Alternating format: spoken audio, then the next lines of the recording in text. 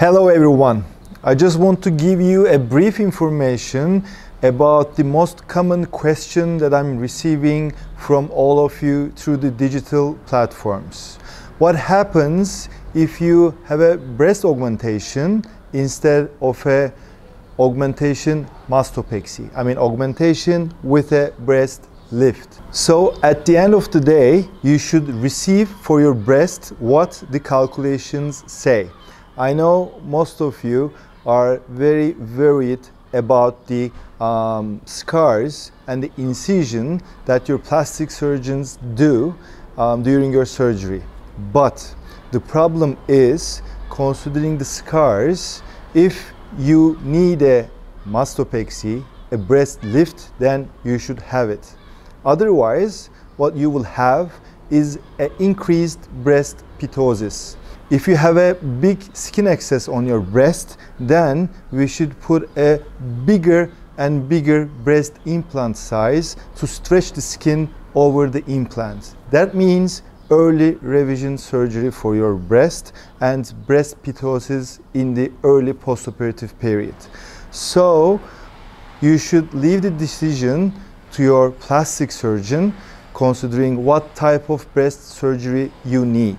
So if you need a breast lift, if you have breast pitosis and skin excess, then the breast implant should go into your breast with a mastopexy, with a breast lift, so that you will have a firm, projectile, nice breast mount at the end of the surgery.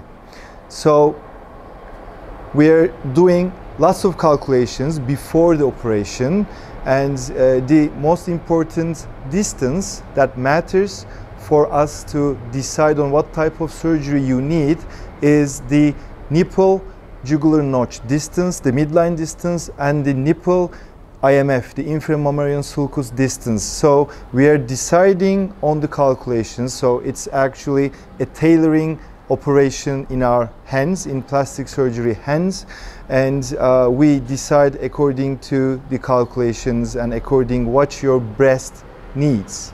So regarding the scars, don't think of them, don't worry about them, because at the end of the 3 months you will have nothing on your breast. The line, the border between the skin and the nipple areolar complex, I mean the hyperpigmented area, is the border as itself. So we should not call it and define it as a scar.